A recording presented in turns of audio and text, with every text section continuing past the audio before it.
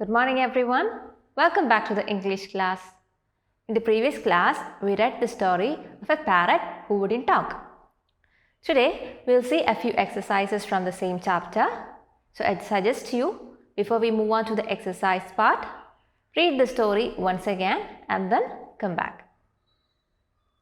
So let's see the first section of questions. The first question is, find phrases or sentences from the story to correct the false statements. One has been done for you. So you can see a table. The left column of the table has some false statements given there, and you have to find out the true statements from the sentences given in the story. So one is already given there. The first one, the parrot was happy in its cage, which is a false statement. So the true sentence or phrase from the story is, the unfortunate parakeet who glared maliciously at everyone. So like this, let's find out sentences or phrases from the story corresponding to these false statements. So the second question, the caged parrot loved to talk. It's a false statement. In the story, it is mentioned, but our parrot refused to talk. Now let's see the third one. The bird loved Aunt Ruby. It's a false statement. In the story, it is mentioned, but the bird took an instant dislike to my aunt. Now the fourth one, the narrator also ate chillies. It seemed quite happy to receive green chillies or gave me an opportunity to consume a couple of mangoes. So this is a sentence or phrase given in the story. It says that the narrator loved to give the parrot green chillies and he himself loved to eat mangoes while sharing the mangoes with the parrot. Let's see the next one. Grandfather left the cage open. That's a false statement.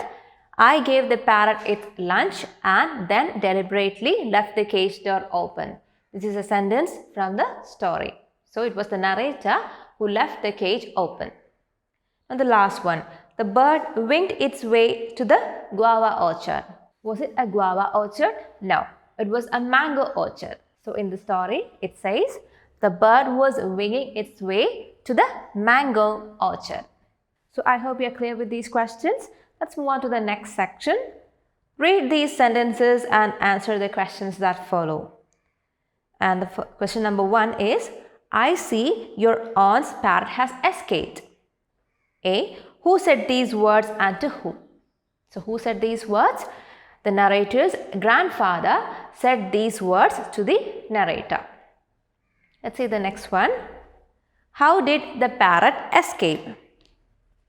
The parrot escaped as the narrator had left the door of its cage deliberately open. Now question C. What did the other person reply to this?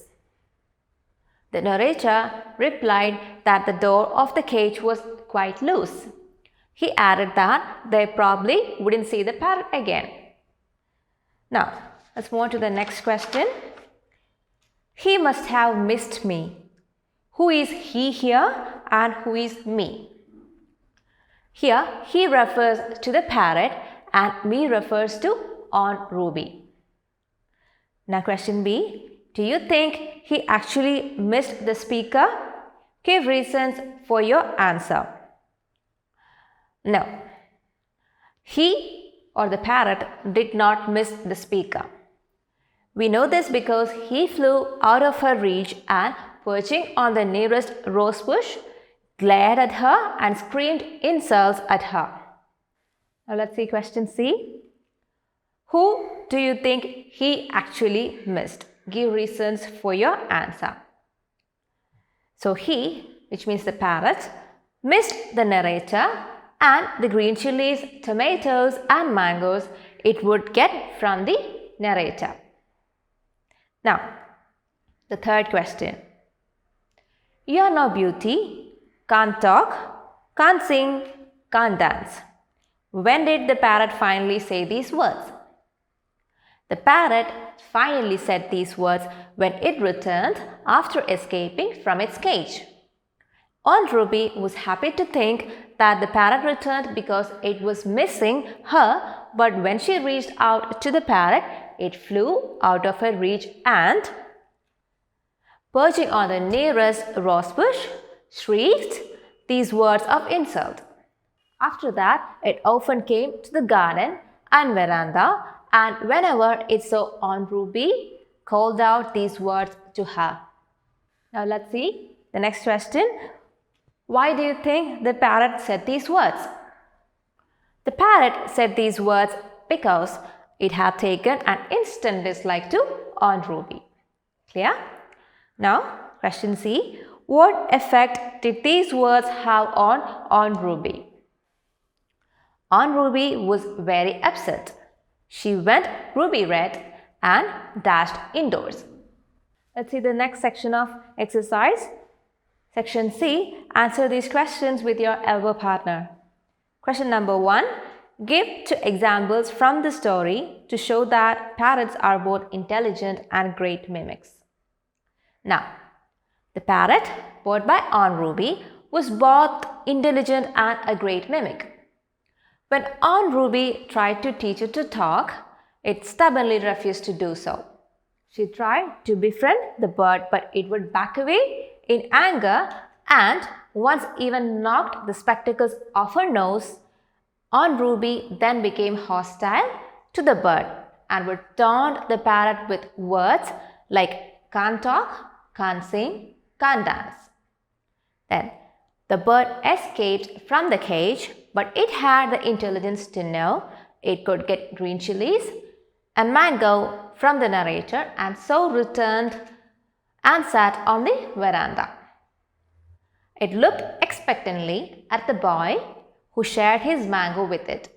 As soon as it saw Aunt Ruby emerge, it flew off to a safe perch and jeered at her in her own voice.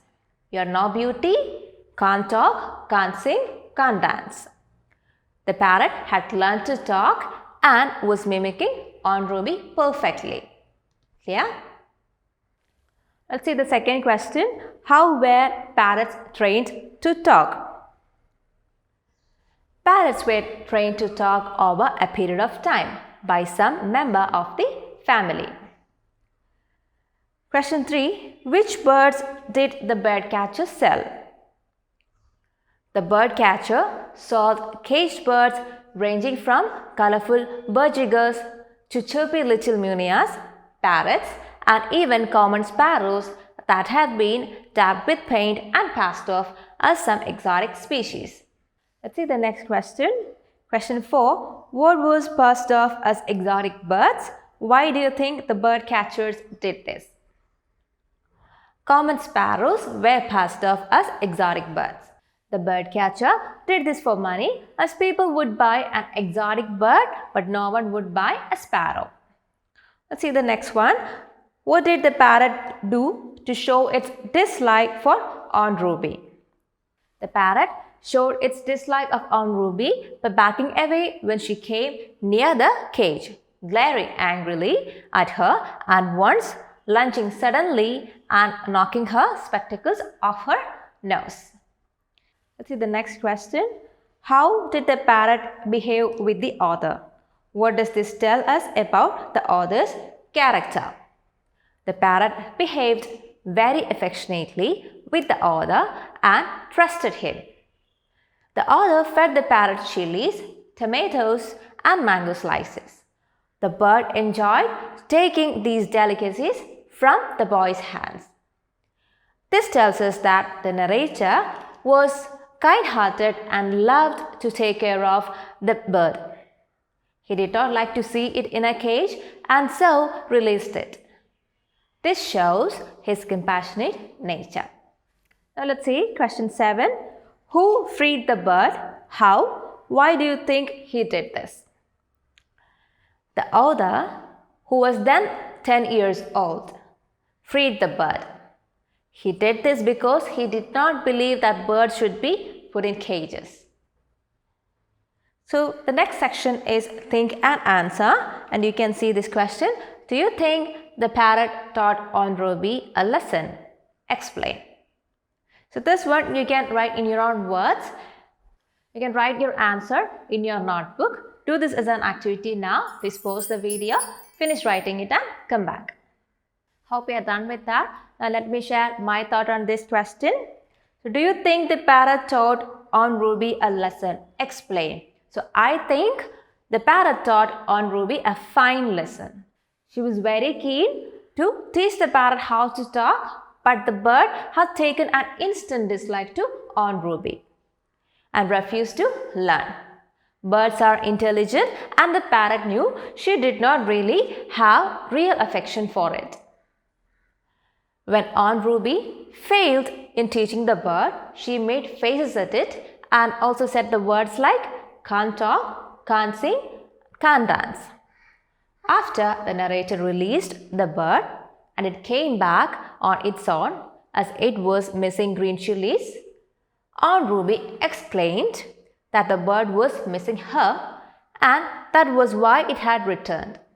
The parrot flew out of her reach and said loudly, "You're no beauty, can't talk, can't sing, can't dance." Aunt Ruby became red-faced at the insulting words and dashed indoors. She was humiliated by the parrot. She learned a lesson of humility. So this is what I think about this question. Now, the next section is values and life skills. And let me read the question to you. In the story, the author finally gave the parrot its freedom. If you had been in the author's place, would you have left the cage door open? Give reasons for your answer. So this exercise is about decision making and empathy. What do you mean by empathy? You can say it is the ability to put yourself in someone else's shoes. It helps us to see through someone else's point of view. This helps us in better connecting with them and to better understand their problems and help them solve any situation better.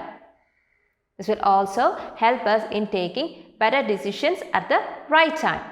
So being able to synthesize also helps us in decision making. So in the story, the boy felt very bad to see the caged bird. He believed that birds do not like being caged and birds love freedom. They want to fly freely in the sky. So the boy was empathizing with the bird. He knew the bird hated his aunt and that he wanted to be free. So the boy left the cage door open and let the bird free. So in this section, a question is being asked there. If you had been in the author's place, would you have left the cage door open and give reasons for your answer? If it was you in the boy's place, would you have done the same? Think about it and give reasons for your answer. You can do this as an activity. You can note down your answer in your notebook. Please pause the video, finish writing your answers and come back. Hope you are done with that. Now, let me share my thought about the same situation. If I was in the boy's place, would I have left the cage door open? Yes. I would have left the cage door open. Birds are meant to be free and not to be confined to cages. The parrot loved and trusted the author and so flew back to the veranda to get some green chillies, but its natural habitat is the forest, garden or orchard where it can fly wherever it wishes. So children, I hope you're clear with all the questions we discussed today. We'll see the rest of the questions from the exercise in the next class. Till then, bye.